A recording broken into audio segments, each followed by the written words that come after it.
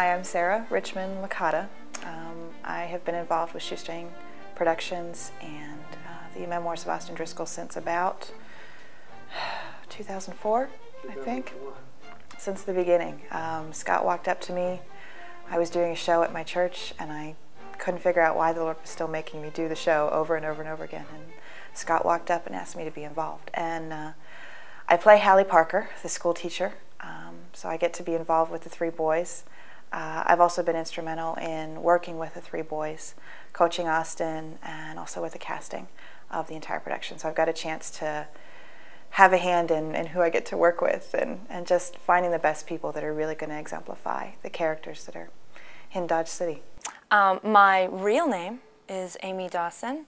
My character is Betty Jo, and Betty Jo is a widow.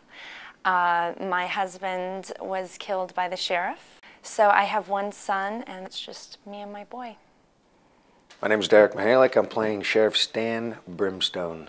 I got involved through a good friend of mine, Amy Dawson. Her and I did a film together, and she knew Scott, and she recommended that I come in and meet Scott. My name is April Williams, and I'm 15.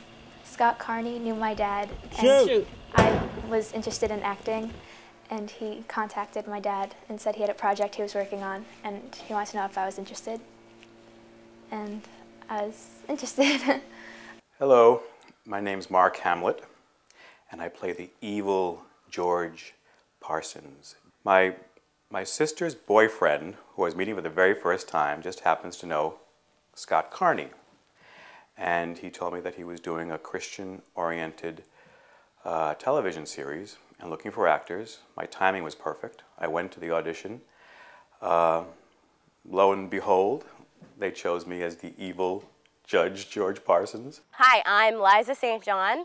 I will be playing the part of Evangelina, who is the shop owner's wife, Nathaniel's wife. I read in backstage where there was going to be an audition, and I sent in my headshot, and Scott called me in. So I came in and auditioned, and this is where we are now.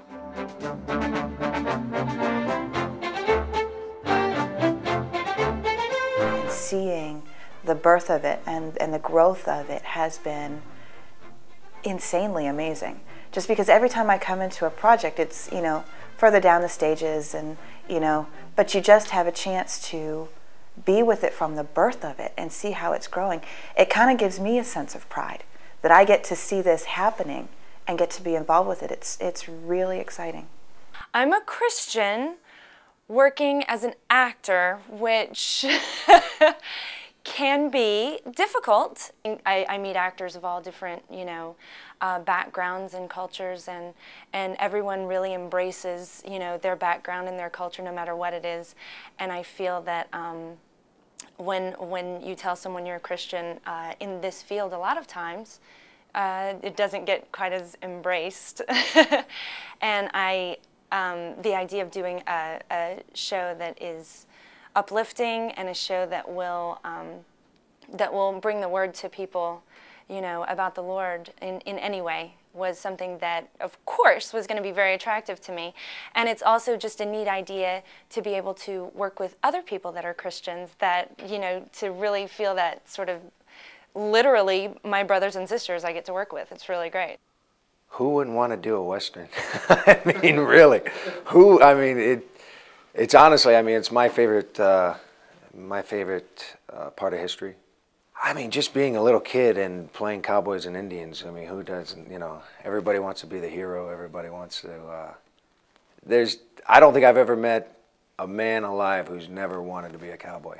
Really, what attracted me to this part was, I, of course, am a Christian, and Christians, just as much as anybody else, want good entertainment. So the opportunity to be a part of something that's not your average, everyday, run-of-the-mill sort of thing is very appealing. To be able to be an actor and also a Christian at the same time is so fulfilling, I cannot tell you. I work in the everyday show business world of TV and film, but to combine that with a real ministry, the acting profession, which I love to do, and The Christian community, which I'm a part of, it just blends everything so perfectly that it fills me with joy.